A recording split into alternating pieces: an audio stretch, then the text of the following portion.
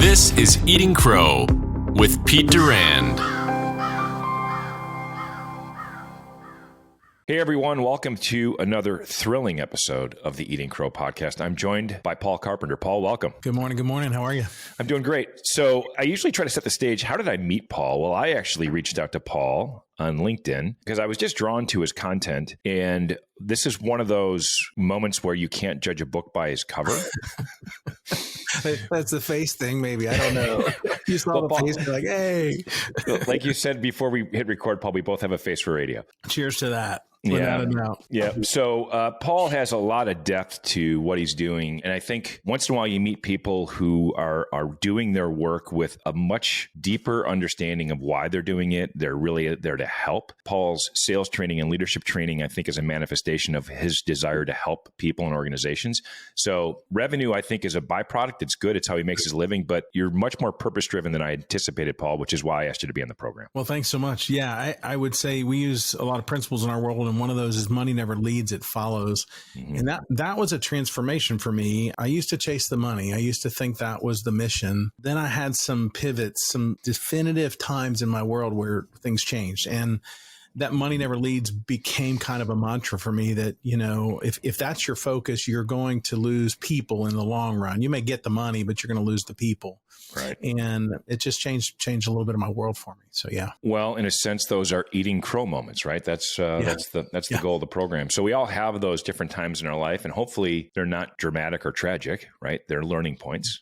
Yeah. It's interesting. One of your earliest career moves was you were an on-air personality for WKRQ. Yeah, Q102 in Cincinnati, Ohio. Yeah. So does anybody remember KRP Cincinnati, the show? I get that a lot. If it ever comes out that I worked in radio, they're like, oh, Les Nessman, you know, and Tarbick or whatever the sales guy's name was, you know. It was, I mean, it's 70s, right? It's ancient. It's such an old show, but it was classic. You know, you did that for about a year. I have two questions. What got you into it? And then what made you leave it? Yeah, great question. I was had a high school. I was in high school and we had a radio station at our high school as a training program.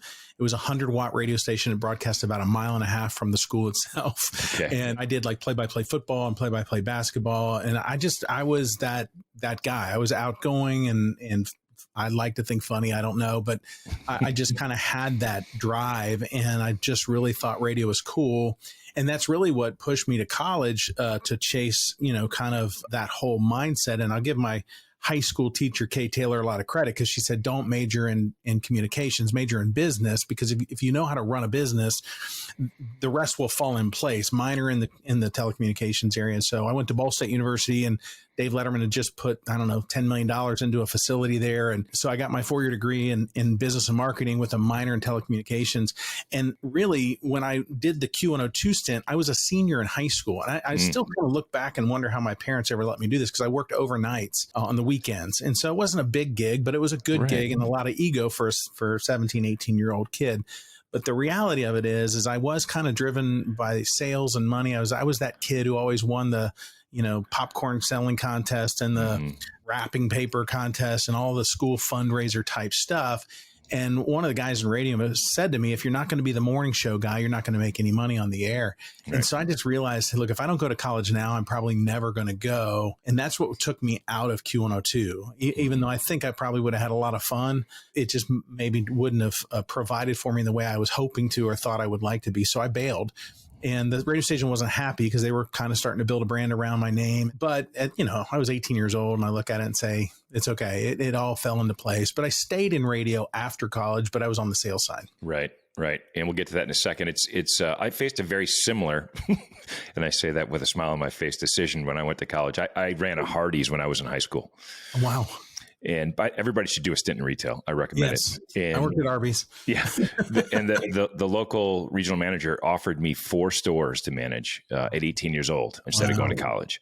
Yeah. And same thing. I thought, I got to go to school. Yeah. But who knows? I mean, had you gone into that and built a real business, I know a friend of mine who has 13 McDonald's and he has 3 lake houses. So who knows? Yeah, totally agree. So you make this decision, you go to school, you go to Ball State, then you come out and you started, obviously, like you said, in a couple communications companies. And you have this title in your first job out of school at Saga Communications called Director of Non-Traditional Revenue. Yeah. What is non-traditional revenue? So the radio station in general, its kind of revenue generation was all built around selling ads. We call them 60-second puffs of air, where, it would be an on-air commercial for 30 or 60 seconds. And when I went there, there was a lady there that actually trained me who had worked in consumer goods manufacturing and understood that there was money that the CPGs companies like Procter & Gamble and Keebler and Nabisco, and that they had funding that they could use locally, and they would do kind of a three-way deal with the grocery store. So they would pay for a promotion on my radio station. The grocery store would give up shelf space, and in return, the manufacturer would get ideal space in the department in the store, and then the grocery store would get on air support. So we would do some NCAA Final Four giveaway or Super Bowl or whatever, and we just wrap all the costs in that. But they called it non-traditional revenue because it didn't really, there wasn't like a spot bank built into it. It was all promos. Okay, and so we were able to really put in revenue into the company that went straight to the bottom line because there was no asset attached to it. They were giving promos away. The radio station wanted to give away a Super Bowl trip anyway. So it actually reduced the expense of it was a really, really cool, I'll say, combination. And I was on the front end of it in the whole radio industry. Like I went and spoke at the RAB, the Radio Association Bureau, Broadcasters Association. And it was just one of those scenarios where I was in the right place at the right time. And I think part of the creativity that I brought to the table allowed for this non-traditional revenue to grow and grow kind of quickly. So it put me in a good spot to kind of climb a ladder very quickly outside of, because when they first started in radio sales, what they gave me was a phone book, which most of the people listening may not even know what that is. And they said, good luck. And that was my sales training. And I'm like, well, what am I doing? They're like, go out and sell a bank of spots to a car dealer. And you can make $400 in sales a month, of which I got, I think, 20% commission. So I'm driving all over town for $80 a month per client. Well, these CPG deals were like 10 grand a piece. And so my mind went directly to the bottom line saying, hey, why would I chase a $400 deal when I can go sell a $10,000 deal and everybody's happy with me versus the car dealer who's going to just keep beating the crap out of me? Now, I will say it taught me how to sell and how to become a little bit rejection proof because that environment is not a fun environment to sell in. And if you can sell that, you can sell anything on the planet. I was pretty convinced of. So when you went from Saga to Clear Channel, was the concept of non-traditional revenue at Clear Channel, or did you bring this concept to them? No, they had heard about some of the deals that I had done, and they had decided they wanted to start that on the FM side. So Saga or Clear Channel had AM. It was actually J-Core Broadcasting at that time. They had FM and AM, and they were kind of separate. The AM had all the sports, so they had the Bengals and the Reds, but the FM had nothing. And so what we did there is we got in the concert business and started doing outdoor festivals. And I think we were doing 17 events a year and developed about $2.5 million in non-traditional spot or non-traditional revenue that was not spot related. And so, like I said, it put me in a pretty good light very quickly. Sure. In that environment, because it's, the radio business was kind of like a fraternity. They're just, people would call each other from other cities and steal ideas from each other and work together. And it put me in a good spot. Where I left was I got screwed on some commission. I put together a $2 million project with our helicopter. And when they realized they were going to have to pay me about $200,000 in commission, they got a little upset about that. And they called me in and said, hey, we're not going to pay you that, but we are going to be fair. And I'm very principally oriented. And I just kind of said, look, if you're not going to honor the contract that I have with you, then I'm out. So 3.5 years out of that scenario, I canned the promotion. I called the company I was pitching it to and bailed out on the deal. And, and I left about 2 weeks after that. And so it was a bad thing for me, but it was a good time to get out of the business. The business had changed because all the radio stations had gone public, and that's why they couldn't pay me that way. And I get it looking back. I mean, it's big business, but I still don't understand when people cut the commission of top salesperson who's generating a lot of revenue. It's just cutting your nose to spite your face. And so that was an unfortunate chapter, but I'm thankful because it put me in a whole different playground. Well, I mean, the lessons you learned, first of all, creating revenue out of nothing. right? That's Yeah. fantastic. And you learned a valuable leadership lesson. Yeah. You brought a $2 million deal to the table. And this is what I understand about C-level leadership and sales leadership. That $2 million wasn't there before. Right. It was brand new revenue. Yeah. And you should be thrilled to pay that commission. Well, that's why I said, he said, well, it's too much commission to pay. I said, but you're getting the $2 million. Yeah. Like, I don't get it. He's like, well, we don't want you to become fat. And I'm like, well, fat's relative, man. I'm not here for the people. I'm here for the money. Yeah. And I will say at that point in my life, I still was driven, I would say, pretty solely by the money. Like, I even feel like there was a negative piece of that about me. Yeah. And you talked about that before we started recording, and we're going to drill into that a little bit. The money never leads. No. You know, it's interesting. It's really, we could look back and say, what if they had paid you? Right. What if that had taken you? Perhaps, yeah, perhaps that would have been a little bit of the dab of the first touch of cocaine, right? That you got even more hooked, right? Right. Yeah. So the Lord works in mysterious ways when he closes the door and says, Paul, this is kind of where I want to take you. Right. You don't know it at the time. So you went to Mobile Track, but then in 2001, February 2001, by the way, a lot of young people don't understand, started business in 2001. Good luck, right? Right. 9 months Valentine's Day. Valentine's Day. 7 months later, things changed for everybody that just started a business. But they did. So you actually created this thing called the NTR group, which is a non-traditional revenue group. Yeah, I couldn't let go of this ability that I felt like I had. Like, I didn't know what I wanted to do, but I knew I didn't want to go back and work for another company. The .com gave me the confidence to go out and start something, even though we lost our shorts and took pay cuts, and it was 3 years of a long, but a great education, better than college, better than anything I could have asked for. Sure. I met some really, really talented people, and it gave me, I can literally remember the morning that I quote unquote got let go. They couldn't pay their bills. There was a technological glitch. So I got fired, and it was the first job I'd ever been fired from. And I remember walking out, it was Valentine's Day, and my wife was sitting at the table having breakfast with the kids. And I said, hey, happy Valentine's Day. I just got fired. So, and she looked at me and she said, well, I guess we're not going out for dinner. And I said, probably not a good idea. We didn't have a lot of money in the bank. I was not very good managing money at the time, and was just good at making it and spending it. We were always living kind of, beyond our means, because I felt like, I can just go make more money. And I kind of said, she said, well, what are you going to do? And I said, I don't know. And she said, well, I think you should start your business. And I'm like, wait, whoa, what? And I'll give her the credit. She's the one who kind of pushed me off the ship and said, you'll learn to swim on the way down. And there were two things she said to me. She said, one, look, I don't want any regrets in our marriage. Like, you keep talking about having your own business. Now's the time. I'm like, well, we're going to probably lose the house. We may get sued. She's like, I don't care. We got each other. And then the foundational piece that I just, I can't ever let go of this is, she said, our faith is in the provider, not the provision. Wow. And what she was saying to me is, we're going to trust God. And if he's calling us to this, then we're going to go. And we're going to trust him. And there's no one piece of business or one job that we put our faith in ever. Sure. There's not one person, not business, not money, not bank account, not check, not vehicle, nothing. She said, God's is the faithful one. He's the provider. And so I literally turned around, walked back in my room and started making phone calls. And within probably 2 days, I had my first quote unquote NTR deal, non-traditional deal. Now, granted, it was with a family member, distant family member on the West Coast. But what I began to see is I could go make something happen. And it was just a great opportunity to build confidence very, very quickly. And I'm a little wired like that. I'm a little bit like, you're not going to keep me down. The underdog's going to find a way. And so, that day was instrumental in where I'm at today. We talk about eating crow moments, right? And I think the watershed moment for you is the fact that you realized a lot of things on Valentine's Day 2001, right? When you're an employee, you have very little control over your destiny. Correct. Number two, you had this wake up call about making money versus managing money, right? You had this kind of I need to rethink that process. Yeah. But for me, I have identified three or four standout moments in my marriage where I looked at my wife and I'm like, where did that come from? Where did that moment of strength and inspiration lifting me up when I needed it come from?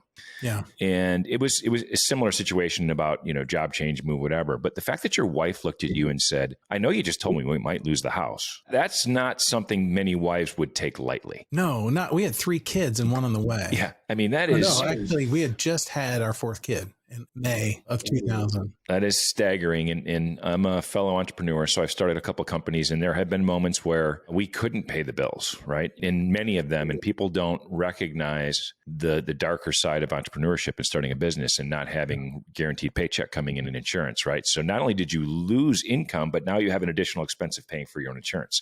So it's a pretty big swing. Yeah. So you're still running this business, but what's interesting, and we talked about this before we started recording, is you also have another company called Zone Insights, and your personal brand is starting to build. Yeah. So my kids get credit for that. Yeah. So walk us through what your son and his business partner have helped you kind of maybe be a little more comfortable getting out there with your own brand, and how has that evolved? Well, there's a couple things with my training. I'm kind of this one-man show, if you will. What I found out with training is people fall in love with their trainer. And so when you try to duplicate that or put somebody else in your place, it doesn't typically go well. Right. And so I had to kind of make this decision that I really don't have a business. I've got a really nice paycheck. I've got a really good self-employed. I show up, get paid, go home. Mm-hmm. But if I'm not on the platform, I'm not actually, making any money. Yeah. And so my 4 kids, boy, girl. So my 3rd child, who's my 2nd son, Isaac, he and his buddy from high school started a social media marketing company for football, for professional athletes, but mostly NFL guys. They had gotten hooked up with Joe Mixon in Cincinnati and a couple other players. And so they started doing this social media marketing. And at that time, I'm like on the fringe. I invested a little bit of money into their business to kind of get them off the ground. And then they started looking at me and they're like, why don't you do this with your training? And I'm like, nah, nobody. First of all, I was afraid people would steal my training. And that was a little bit of a, I don't know, just a mindset of if they can get it for free, they're not going to need me. And boy, was I 100% wrong about that. And they were telling me, but they were like 19, 20, 21 years old. And I'm sitting there, they're in college and they're doing this side business. And I mean, their business was doing over $100,000 a year. And I'm like, oh, okay, maybe they know what they're talking about. Maybe they're, doing okay. And all of a sudden I'm like, what if I were to start doing this? And so, my son's business partner, Josh, is really kind of the SEO guy. And he just said to me, he said, look, what would it take to get you to test this? And I said, I would want a full bucket of content built before I ever start posting. Because my fear was I'm not going to finish. Like I'll start it and I'll get bored with it, or I'll get distracted, or I'll start another company, or, and so he, really engaged with me with this idea of pillar content. Well, we'll record lots and lots of content and we'll just cut it up into lots and lots of slices. And so we've done that. And COVID was a great excuse for that, because when COVID hit, live training went to zero. Right. And so everything for me had to go on to Zoom and online.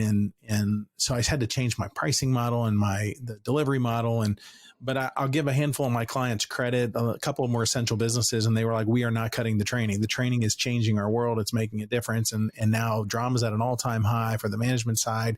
And then sales were critical because, everything stopped. Yeah. And so my business actually grew pretty dramatically over the last 3 years because of all of that. And because I got comfortable believing that training could work virtually or online or even in a recorded format. And so I started creating this portal where I'd have we have a portal for all of our clients that has over 100 pieces of recorded content in it where they can go back and reference. And we just charge a subscription for it. And in a million years, I wouldn't have thought that was going to work. And so, about, 2 months ago, Josh kind of convinced me to go ahead and start putting it on TikTok and Instagram and LinkedIn. And it's been a fun little experiment, and it seems to be working. We've actually, we're not selling anything. We're just giving. We're just giving and trying to provide solid principle-based content that can impact you wherever you're at. And really 3 core areas: 1 in leadership or management, 2 in sales, we call serve, and 3 is really in life, because the application of our leadership training has just an unbelievable piece for families. And we do it training at churches and a lot of give back to nonprofits, which is really the mission side of my world. So it's just been a lot of fun. So the social media piece is new and we have no intention of stopping. We have a scheduled recording every week and take that and we cut it up and start placing it where it makes sense. And like you, I'm coming out of the gym or I'm coming on a walk and I'm just going to start recording. I'm realizing it doesn't have to be perfect. Doesn't have to be edited exactly the same. There can be a bird in the background or my dog starts barking or any of that. That's just, people love the fact that it's real life. They, just different shift there. So it's been a lot of fun. Yeah. I think the big buzz around artificial intelligence is going to distinguish and place higher value on authentic content. Sure. Right. And people want to see you in your natural habitat. The pre-recorded, highly edited, high production stuff has a place. Yeah. But people, they tend to resonate deeper with stuff that's off the cuff out in the world that they're in. Right. They, my dog just barked behind me. I had a bad day. I just skipped my workout. Oh, there's Paul. He's relating to the same thing. Oh, I'm not alone. Right. And there's some important points in what you just said that are necessary for leaders and entrepreneurs who are our primary audience to think about. You have two different companies. You have several different training modules, but people have a hard time remembering the names of those companies, but they remember your name. Right. So this is what your son and his buddy are trying to convince you to. So how have you pushed past, and you and I both have healthy egos, but the concept of promoting our own name, you're, by the way, you're far more comfortable than I am yet at it. So how did you resonate with that? I think I'm probably wired. I mean, everything we teach is built in human dynamics. And so when you look at personality styles and how I'm wired, I'm actually wired for the job I'm doing. So I'm wired to be in front of the camera. I'm wired to be on the stage. There's just a piece of me that gets fed by that. We call it the beast. You're kind of feeding the beast in that. So I think that part was always there. I think, there's also a fear of failure that I think most people have in life in general. And it's like, once you kind of get past that, and I don't know that it's an easy step. I mean, I think when you see your own kid believing in you more than you believe in yourself, that's when it's a little bit of a wake up. You're like, what is this 20-year-old, or he's now 24 years old? What is he seeing in me that I'm missing? And then I've got another son who's a musician and lives in Nashville, and he's chasing his music dream, and he's got his own little solo career, and he's putting stuff out like nobody's business. He's putting music out. He's doing content. I mean, he also kind of hit me up with, Hey, Dad, I don't think you realize how valuable your stuff. I mean, so when you've got your kids are telling you, and frankly, they got to see the value of the training because we started applying it at our home, and it changed my relationship with my kids and my wife. I think my marriage was on a road to divorce, and I really didn't have a great relationship with my kids. This was probably 10 years ago. And we had kind of this pivot moment, and, I can share it if you want it, but we just had this situation in our family where, I engaged in a conversation. I interrupted a conversation with my son and my wife where I thought there was a lot of disrespect taking place. And, my personality doesn't lend well to disrespect. And so I got involved, which, rescuers become victims. And I did become the victim in that, the old Cartman's triangle thing. And what happened was I kind of went through this environment with him in this, situation, and it did not end well. My wife was mad at me. My son was mad at me. The other kids are like, what's going on? Everybody's yelling at each other. Doors are getting slammed, which was kind of a typical day in our kitchen. Like, this was not like a one-off event. This was our life. And I picked up the phone. At the time I had a business partner, and John said to me, he's like, hey, what's going on, man? I'm like, dude, what do you freaking need? And I'm like crushing him now. Right. And he's like, hey, man, what's happening? What's up with you? And I said, oh, I just got in this big fight with my wife and my kid. And he's like, well, did you color it up? Which is the term we use in our training to assess a situation and get you unemotionally involved. And I'm like, looking at him like, what the blank are you talking about? Color it up? Like, no, I didn't color it up, And he's like, well, let's walk through it. And I'm like, I got to go. And I hung up on him because I'm like, I don't need you to teach me a lesson right now. Right. But man, I'll give God and John the credit that was like day one of, oh my gosh, I'm teaching something I'm not even using myself. Wow. And I took a step back, and, I always say, God gives us time to fester a little bit. And 3 days went by, and my son came home, it was like Groundhog's Day. Same situation took place where he got involved with my wife, was disrespectful. And I took the approach we teach, we call it a lead model of communication, and it's 5 steps. And And I took that approach with him and I brought him in my office and he was expecting another beatdown. He was Sure. expecting me to crush him. And I literally applied the process that we teach that gets you out of the emotion and the drama and allows you to have an adult conversation. And I did that and he saw it and we embraced it. And he's like, Dad, thanks so much. And he's giving me a hug. And I'm like, wait a minute, this stuff works. What the heck? And he walks out and he apologizes to my wife. And my wife walks in my office. She's like, what did you say to him? And I'm like, what do you mean? She's like, did you threaten him? I'm like, no, I didn't threaten him. Here's what happened. For the first time in 15 years, I treated that kid like a leader instead of a piece of crap. Yeah. And all of a sudden, my eyes were opened and it was the true, I call it a second chance. Maybe not everybody gets second chance, but by the grace of God, I got a second chance. Yeah. And I started applying what I was teaching in the moment and it allowed all the escalation and the drama to diminish. It didn't go away. It's never going to go away. Sure. But it allowed us to begin to step back and assess the situation before we start engaging. And it allows us to then respond instead of react. And when I started applying that, because my personality is off the rail direct, I'm 100% red in my personality profile.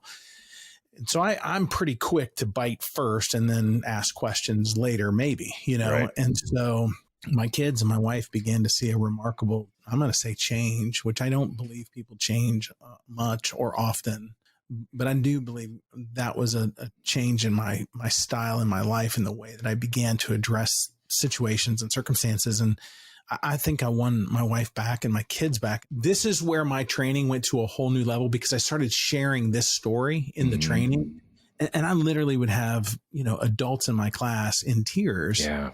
Because it's their kitchen and they don't feel like they have any hope. They're like, this is never going to work with my spouse. This is never going to work with my kids. My kids hate me. Yeah. I was doing a training for the Ohio Plumbing, Heating, and Cooling Association. There's 400 plumbers in the room.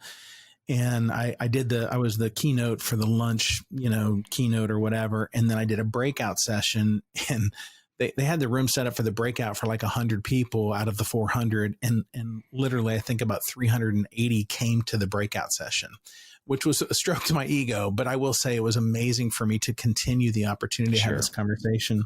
And at the end of the training, this plumber, he's about 6'7", probably 350 and change, classic plumber look, pants halfway down. And he comes up to me and he's just literally weeping. And he said, I wish I would have known this 10 years ago, but I've lost my relationship with my kids. They're grown, they're gone. They want nothing to do with me. And I just looked at him. I said, well, can I ask you a question? He said, yeah. I said, are they dead? And he's like, no. And I said, well, it's not too late. Right. I said, look, leadership can start at any point in time. I said, yeah. Do you have some ground to gain? Do you have some forgiveness to get? Yeah. But what you can do is own it. Yeah. See, leadership starts taking personal responsibility. And he said, well, what would you suggest? I said, I suggest you call him and own the fact that you weren't a good leader as a dad and you blew it a lot. And you know what? That's okay. But take responsibility. That's the starting point. So anyway, it's just been a phenomenal missional transition for me over these last 10 years. I went and rewrote the training in a way that became fifth grade simple,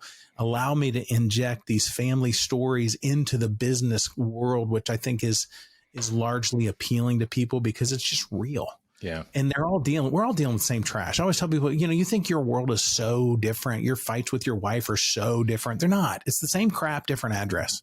Yeah. And anyway, I could go on for hours, man. I hope I'm not derailing you, but I just wanted to kind of just tell you that's my heartbeat for what I'm doing. You didn't derail it. You just hit. In fact, we're in the 50s of episodes of Eating Crow, right? And the whole purpose of the program is for people to share moments in their life where they just had to make a fundamental shift in their own thinking and behavior to get through to the other side. That's what it tastes awful. It's difficult. Humble pie. It is. Yeah. It's a big dose of humble pie. And I'll share this briefly because to your point, all of us have this kitchen. All of us have this environment at some point in their life. And you have 4 kids. I have 3 kids. All 3 of my kids are very different. Yeah. And I have 2 hot buttons: dishonesty and laziness. You can tie disrespect in there too, right? But that's the underlying piece for both of those. Correct. Actually. Absolutely right. If you disrespect somebody, you're dishonest or you're lazy. I just don't resonate with those two. I just don't. They're triggers for me. Yep. And instant road rage. Yeah. And my oldest son, he wasn't disrespecting my wife. He kind of gave me, and this was at a point in time where I was in the middle of my startup. Money was tight. I was stressed. I probably was wound as tight as you possibly could get. My wife is just trying to keep this shit together. She's got 2 sick parents. She's carrying a huge burden. And my son is having a difficult time at school. He communicates, he learns differently. He's an incredible young man, very talented, but his learning methodology and listening was very different than mine. And it hadn't clicked with me yet. Right. My oldest daughter, very similar to me. My youngest son, a dangerous combination of my wife and I. So he just kind of figured out how to maneuver in it.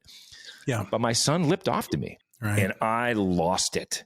Yep. And my wife and my son are watching me completely lose it. Yeah. My son loses it. Later that night, I look at my wife, and I'm emotionally wrecked, Paul. Yeah. I knew how bad that went. Yep. And I looked at my wife and I said, he's 14. He doesn't have a communication style. I do. And I can't reach him this way. I am going to lose my son. And by the way, up until this point, I was not on rocky ground. We had a great marriage, great relationship with my kids. But that moment was, like you said, there were micro moments before that. Sure. This was the culmination. And to your point, I changed the way I communicated with him. That's awesome. I ended up asking him questions and talking with him and letting him share his feelings. And he learned to open up, and, it changed our relationship. Yeah. And it changed my relationship with my wife and my kids. And to your point, if others are listening to this, it's okay to recognize that it's not perfect. Right. I think for your style and mine, because we're probably wired very similarly, that red personality is what is driven by respect. And I think the key is our nature, and I don't know you very well, certainly, but just from what you've said, our nature is actually to see things as a liability. Yeah. They're just in your way. And when they are, you're going to move them. That's just how we roll.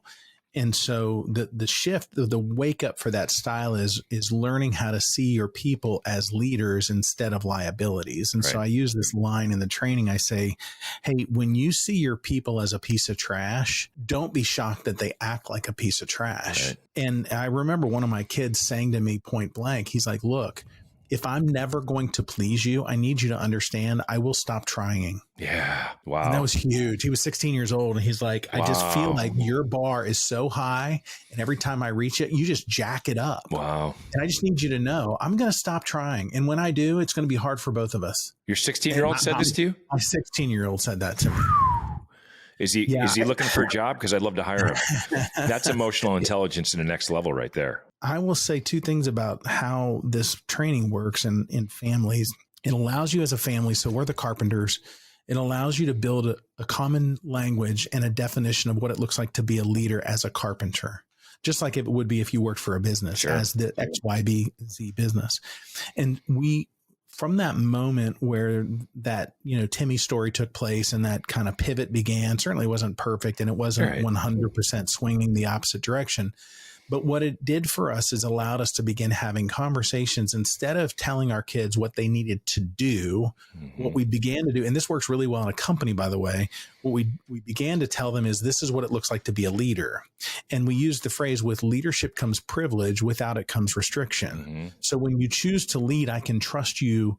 When you choose to lead in the house and I can trust you here, I can trust you out there. Sure. But if I can't trust you in here, you're not going out there. And so what it did is it allowed us to let our kids begin to shift into making good decisions or bad ones on their own versus telling them what to do at every moment. Because the disconnect with that is the minute they leave and you're not there to whisper the guidance in their ear, you don't know what's going to happen. You don't know what choice they're going to make. But if you train them to think like a leader because they understand what leadership defined is, they can make that choice and they can be managed to that. And that's where the emotion goes down because there's no need to get angry anymore. No. So if you define for your kid, this is what it looks like to be productive versus lazy. And with productivity comes privileges. With laziness comes restrictions. Now you get to choose, but it's because we're on common ground, or we call it the same page. Now we have common ground and there is no argument because we've made an agreement. And so it's life changing. It is so powerful. It's just, and that's where I think some of that wisdom from a 16-year-old came because he was applying the principles against his old man. Yeah. There's 2 things I want to point out there. When you show them what leadership looks like, it's not necessarily a course or a lecture at that point in a home. It wasn't a lecture. It's by example.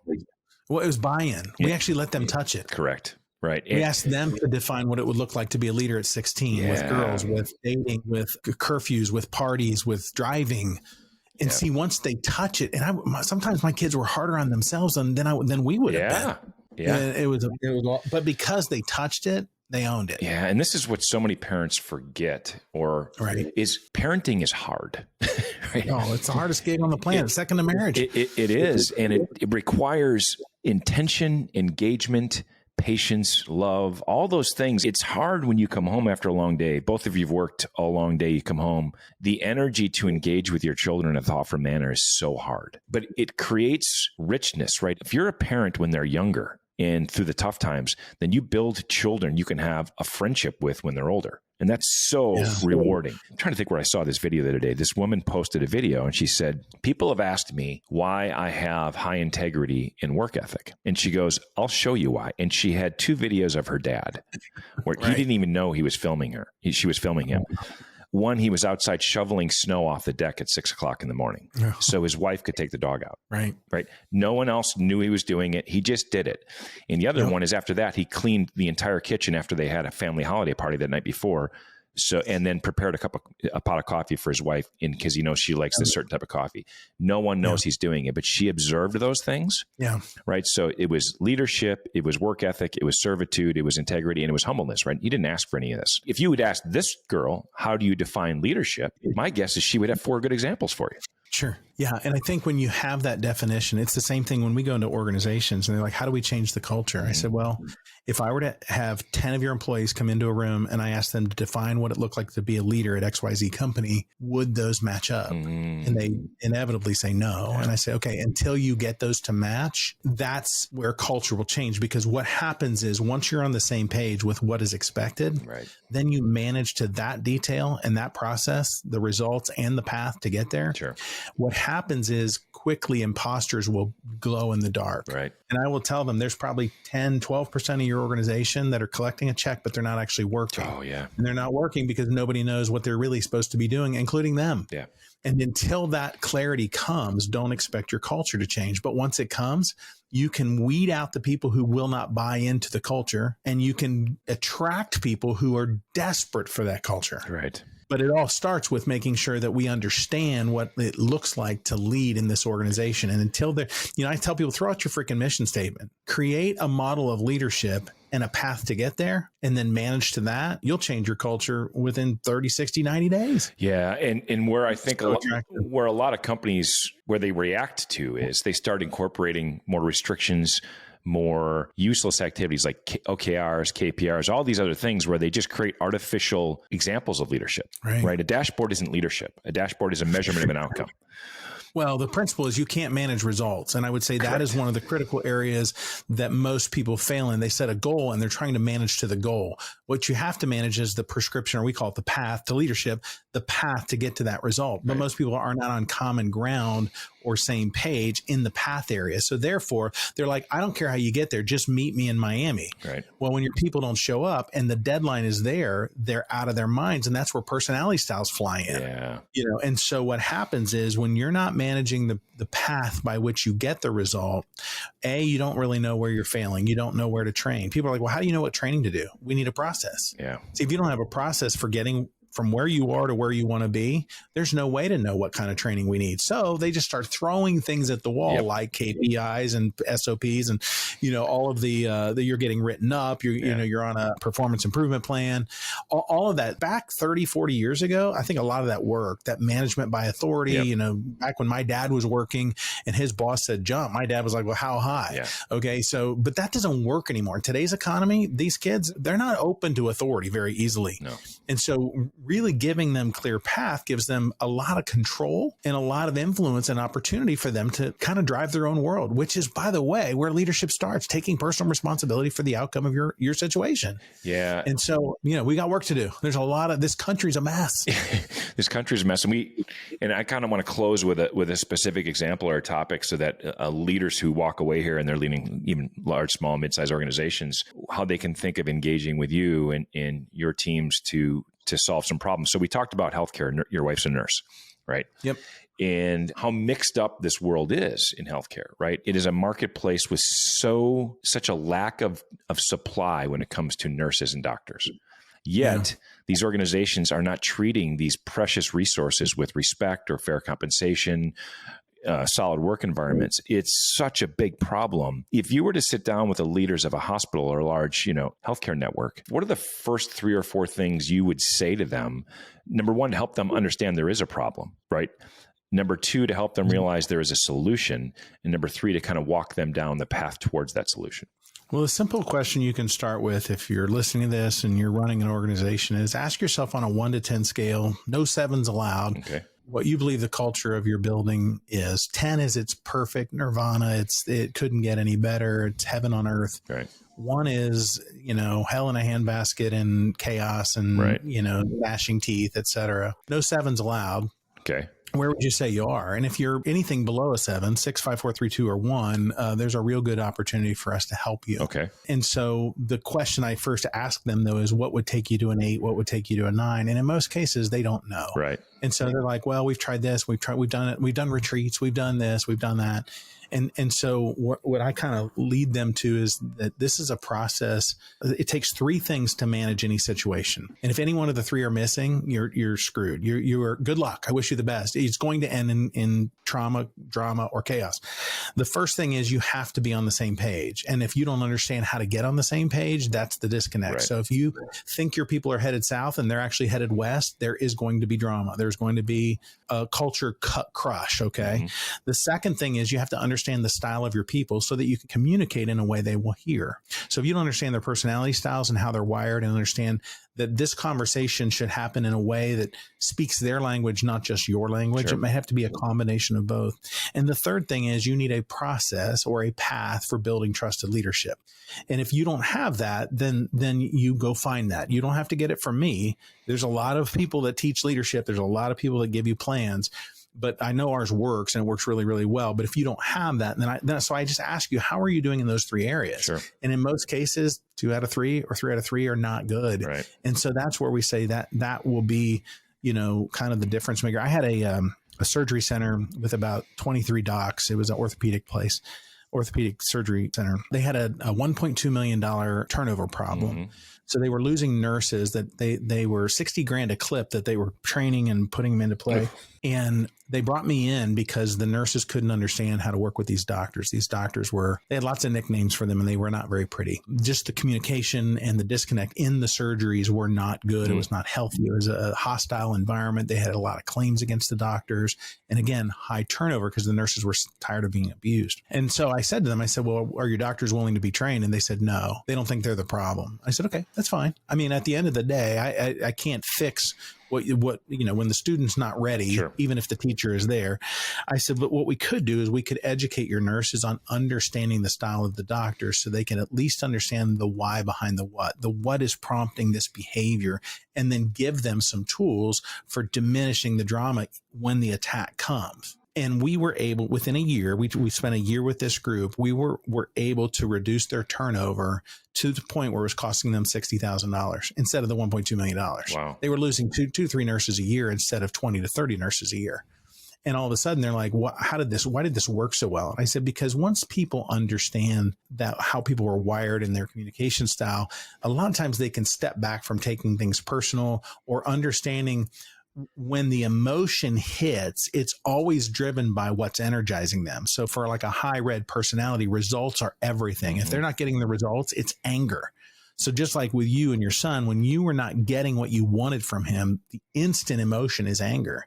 And people are spending time trying to stop the anger. And I'm like, you're focused on the wrong thing. If you'll just figure out how to give them a result, the anger will diminish immediately. Sure. Immediately. And so what we were able to do with that staff is begin to help them. We profiled all the docs and we shared their profile with everybody. And we said, okay, this is what will curb the emotion. If you will focus on this with this doctor and that with that doctor, you'll begin to curb the emotion that's driven because they're not getting what they need in the moment. And it was life-changing for them because they got to see their docs in a different light. And frankly, I'll give the docs some credits. They started waking up to seeing this, and we had about a third of the staff come back and say, hey, could you come in and do a training at our board meeting with all of our docs there? We're going to force them to hear this because whatever you're doing is working. And so that's how this could make a difference in companies. That's what you picked off my question. That's what I was going to tee in. A lot of people would have just gone right after the docs. Correct. Whether they wanted to be trained or learn or not, they would go right after them. If they're the problem, that's why the nurses hate them. That's why they're leaving. And ultimately, they started to wake up to this change in thinking and started to look inward, right? How can we help this situation? Because clearly the nurses have changed their thinking and their approach to us. That is such an unusual approach. Right. Non-traditional. There are, by the way, there are people who would say, well, why did you go to the victims and change them versus the cause? Well, at the end of the day, this was a communication problem. Yeah. And there's two sides to that problem. Well, and the fact that these 18 doctors were all owners. Right. Like, see, when their name's on the door, that's a lot different than when they're employees. Right. Right. And so that we had to take that approach here because the owners weren't open to they didn't think they were the problem. So what we had to do is kind of show them they were the problem in a different manner. It worked. Wow. That's truly non-traditional because a lot of people would have balked at that approach. And the ultimate thing is, do you want this problem solved? Because here's the approach we need to take. I'll tell you what was so funny about the way I got hired with that group is I was working with the HR manager there. And she said, hey, our CEO would like to meet you. I can't really sign off on this until he, gives you, a check mark. And I said, okay, no problem. So I go into a meeting and the CEO walks in and, he's got a lot of initials after his name. He's a doctor, PhD. He's from the corporate world. He came from Procter & Gamble and he has no medical doctor. He's just a good CEO. So he walks in and he says, hey, so I've heard a lot of good things about you. One of our docs referred you and recommended you. And I said, yeah, thanks. And he said, what's your pedigree? And I kind of panicked because I'm not a psychologist. I have no training whatsoever in psychology or counseling or even on the leadership development standpoint, everything we've built has been built off the street. And so I said to him, well, I have a Bachelor of Science degree in business and marketing from Ball State University with a minor in telecommunications. And I have 20 years. Well, at the time it was like 16 years of experience on the street. Mm-hmm. And he literally looks at me and says, you're hired. And I just stepped back. I said, can we talk about that for a minute? And he said, yeah. He said, here's what I want. I'm sick and tired of theory. I want somebody who's actually been in the trenches and understands how to work with people. Classroom doesn't work for me. Right. So you're hired. And he literally got up and walked out. And I looked at the HR person. She said, well, I guess we're good to go. Wow. And I was a little blown away because I was expecting with all the initials after his name that he was going to say, look, you're not really educated in the way that we need. And that was really cool. That's a great way to kind of sum up the discussion. And if anybody can take something away from this episode, it's the fact that you need to perhaps think non-traditionally about how to approach a problem like this. Right. Yeah. And look at the whole situation and wonderful example. What's next for you as you build out paulcarp.com? What can we look for from new content and how do people find you? Great questions. And I thank you for teeing that up. I would say that this year's focus, we're doing a lot of online recording and a lot of online content, giving it away through all the social media chapters and channels. One of the things that I was challenged by as we sat down and kind of planned out 2023, I've got a group of guys around me that breathe into me and build into me, and they're a few chapters ahead of me. Their challenge for me was, look, you can't be everywhere. You're one guy. So I love the idea of being online, but where I think you have a humongous opportunity is helping the solopreneur, the guys who are 1, 2, 3, whether you're a landscaper, a plumber, you're selling recruiting, whatever that may be, because your ability to help people self-discover that the process they may be using is losing people versus winning people in a disproportionate manner, you could probably take that content and customize it to an individual versus a corporation very quickly and very affordably, so people could really learn how to serve people into a sale, so to speak. Sure. And so we have this whole serve process and methodology, and we teach the process of there's 3 things you have to know when you're in that, when you're not only the guy doing the work, but you're also the guy that's selling. But you really, because a lot of people who start businesses don't know how to sell. Right. They're really good at their craft, but they're not great at selling. And so there's really 3 things. You have to know the people, so you understand how to communicate in a way that connects and you build trust quickly. You have to know the process, and we call that SERVE. It's a 5-step model. And then the third thing is you have to know your numbers. And knowing your numbers is not just knowing how much money you're making. It's knowing all the steps in the process and the conversion rates so that you know where to train, Sure. you know where your gaps are. And so that, I think, is going to be our key focus for 2023, is creating a model where an individual might hear or see some training and go, hey, who is this guy at paulcarp.com? And they go check that out, and it says, hey, do you want to grow your business? Are you a solopreneur? Click here. And really the model is going to be, we can either assess what you're currently doing, or you can just take on what we teach and apply it. And, our average sales rep is up 35% within the first year in closing, because we teach a very, very straightforward process that sets you apart from traditional selling. And it's non-traditional. Like if you were to go through the program, you would look back and go, oh my gosh, I was hurting myself and didn't even know it. And now you've created a model that protects me so that I don't get screwed by the guy buying and stealing and lying and all of the things that salespeople hate about selling. And so it is, so that's going to be our focus. And I'm hoping that it grows organically. We're not going to try to, buy ads for it. We're literally just hoping people catch a glimpse through things like this, where they're like, hey, I don't know who this guy is, but I want to know more. Sure. And so we'll talk to you. You can link in with me on LinkedIn. You can send me a DM, and we're pretty good about getting back and saying, hey, how can we help? We're on a mission. And if we can make an impact, we'll do it. And if we can't, we will tell you. Right. Like if you're not a fit for us, we will run faster than you will away. Right. So, well, yeah. I think my takeaway here is there are a lot of people out there, quote unquote, doing sales, leadership training, et cetera. But the same reason this doctor said you're hired is you've got some time on the street. There's a lot more depth to what you're bringing to the table. And through real world examples, most people can sit in that room and go, man, I haven't thought of it that way. Yeah. And very simple steps will change their approach to the problem they're trying to solve. So thanks for sharing that. We'll put the URLs in the show notes and make sure people can find you and get on board with the platform.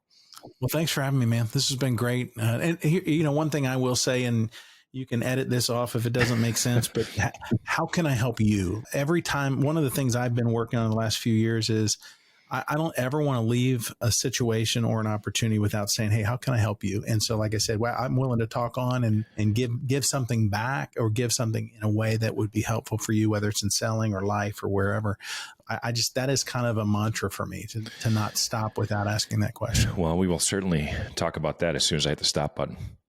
Okay, fair enough. I'm all in. Great, Paul. 100%. It's been awesome having you on the program, and I hope everybody reaches out. I think there's a lot more here to most of the programs and leaders I talk to in the sales training marketplace and leadership. So look up Paul and find out how he can help. Thanks so much. Thanks for checking out Eating Crow. Like and subscribe so you never miss a video.